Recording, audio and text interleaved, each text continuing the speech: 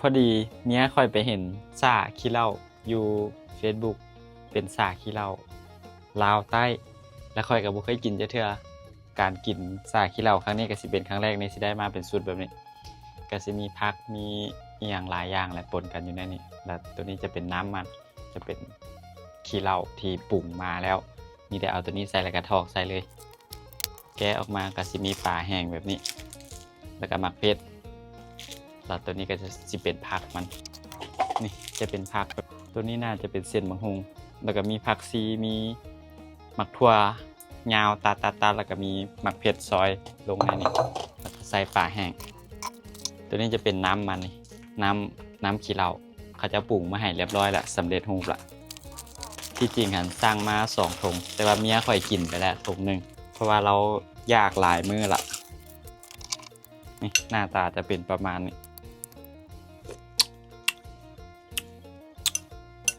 มันจะมีกินเหล้าผสมมาหน่อยหนึ่ง แต่ว่าน้ำมันแซ่บเลยก็จะปรุงแซ่บเลย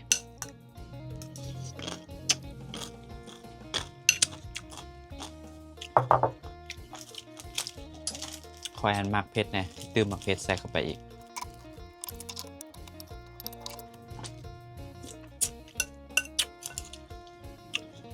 แซ่บเลยแต่ว่าคันมีซีนมีอีหยังตื้มเข้าไปนะคือสิแซ่บกว่านี้อีก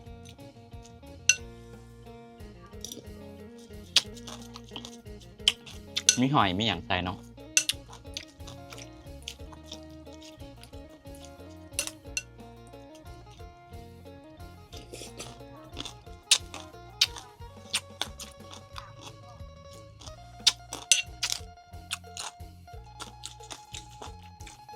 แซ่บอยู่เราปรุงแซ่บเลยเนี่ยห้านเรา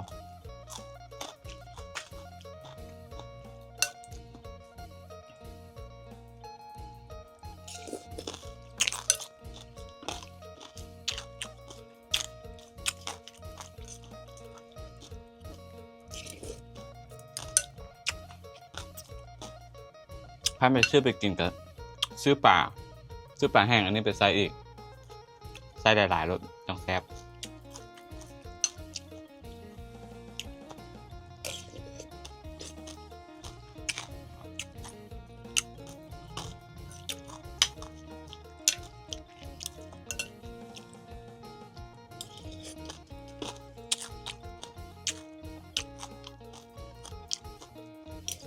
พันผายากลองไปกินกับ